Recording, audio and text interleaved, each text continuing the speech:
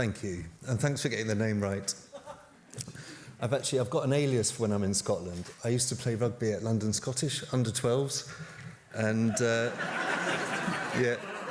and the coach used to write me down as Andrew McCarvan, because you had to be Scottish to play on the team. Anyway, thanks for the introduction. It's quite bleak, isn't it, the biodiversity picture and the nature picture in the UK. I work in the Green Finance Division in DEFRA. So that's the Department for the Environment, Food and Rural Affairs.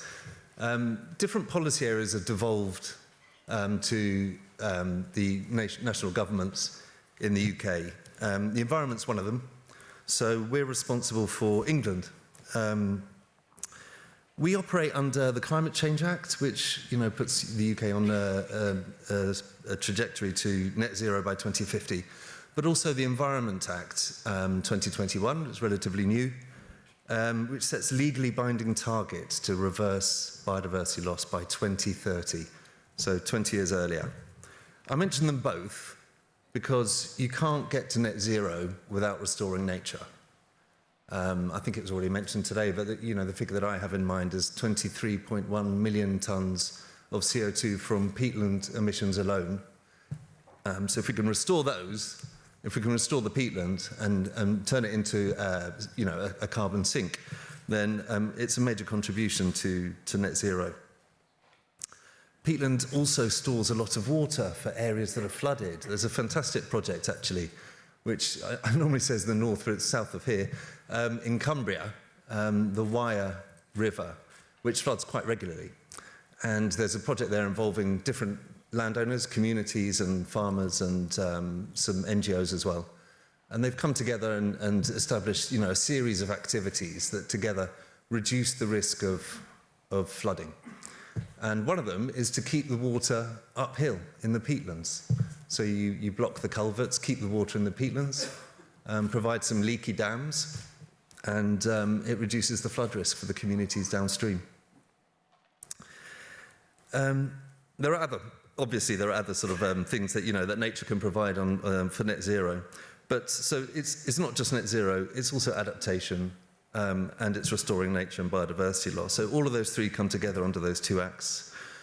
So the government set itself a target, knowing that there's not enough investment in restoring nature, and the target is to mobilise £1 billion per annum into restoring nature by 2030.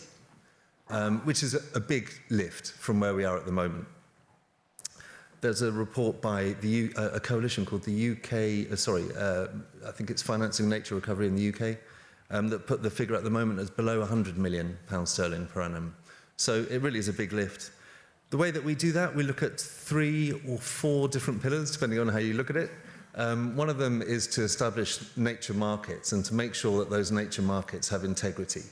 And that means transparency, liquidity, the integrity of the projects and the codes under which they're established.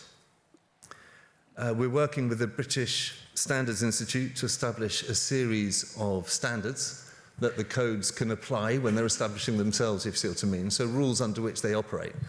And they will, set things like baselines, additionality, not double claiming, some fairly fundamental aspects of project integrity. Another thing that we'll be doing is looking at the supply of projects. There's a lot of scope out there. The issue is that the organisations that are trying to do these projects struggle to come to market effectively to find people to finance their projects. To establish the projects in a way that bankers and financiers can look at them and say, yes, this is something that we can invest in. So one of the projects that we've set up is called the Natural Environment Investment Readiness Fund.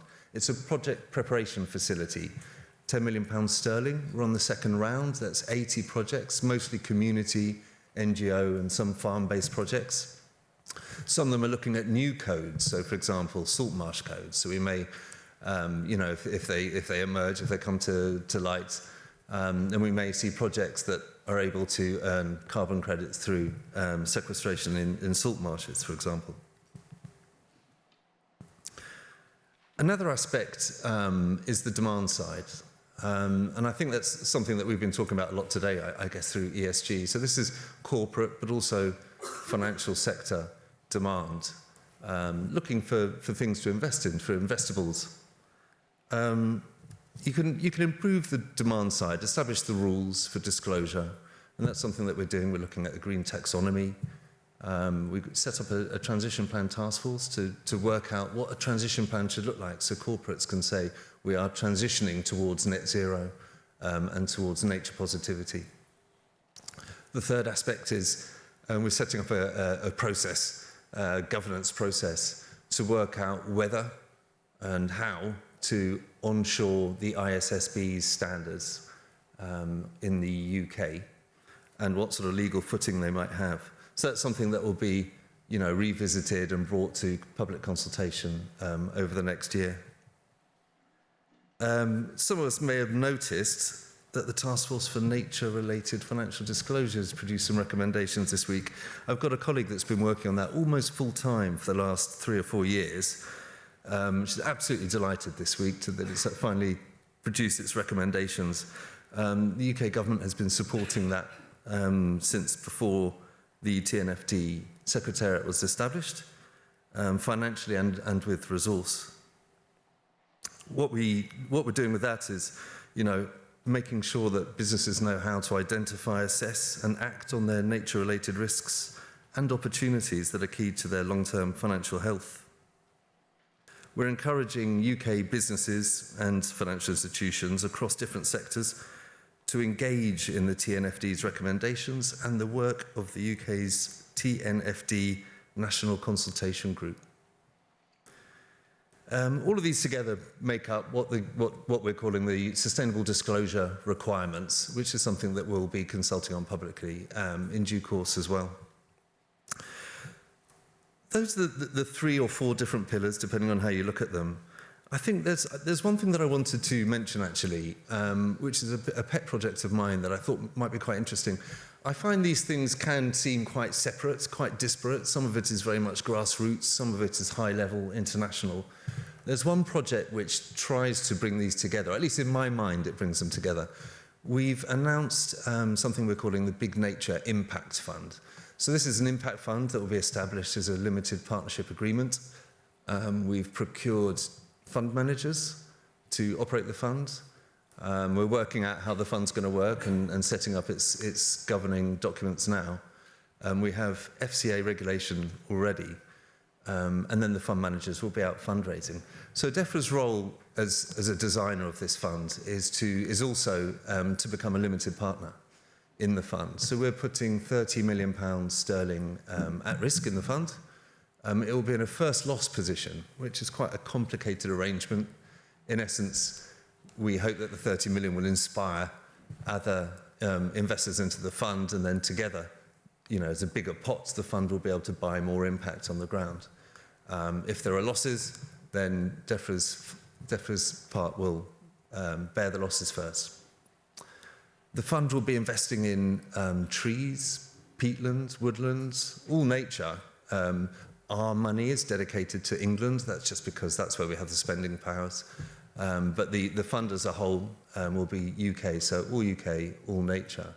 And it will seek to make a return, fair but modest return for the investors. What we didn't want to do was to say that this fund can only do, for example, debt or equity. What we wanted to do was to make sure that the fund responded to the needs of the projects. Some of those projects will be community projects, some will be, it may be a landowner that's an NGO, and they have different needs. The projects will have different financial needs, whether it's operating capital, equity. Sometimes it's the project developer that needs the equity, or a service provider. We're quite short, for example, on peatland restoration companies here in the UK. So there's lots of opportunities out there for the fund to invest, and we've left it open as to what it can offer, which is quite exciting. So hopefully there'll be more announcements. We're hoping for a first close sometime next year. There's an international aspect to this. A lot of what we're doing domestically here in the UK and in England is inspired by what our colleagues are are learning internationally and vice versa. So supervision and stewardship are two really important pillars for market stability and integrity. So we announced in September last year that we're working with the Bank of England, the Green Finance Institute and other delivery partners to quantify nature risks that the UK sectors are exposed to and identify broader financial transmission channels to macro-prudential stability under specific nature risk scenarios. So this project seeks to bridge that data gap in doing so. The UK also co-led the development of the 10-point plan for financing biodiversity with Ecuador, the Maldives and Gabon, and the plan itself has been endorsed by over 42 countries. It provides a clear roadmap defining the role of all sources of finance needed to deliver the global biodiversity framework. We also launched a new global roadmap to harness biodiversity credits with France and initiated a joint international advisory panel, again to lead on the integrity of that process. I think the important thing is that I've already said it once, but I'll just finish on this point, that we are learning from what's happening internationally and applying it locally. And I think when you apply it nationally, you also have lessons that feed back into the international discussions. Thank you.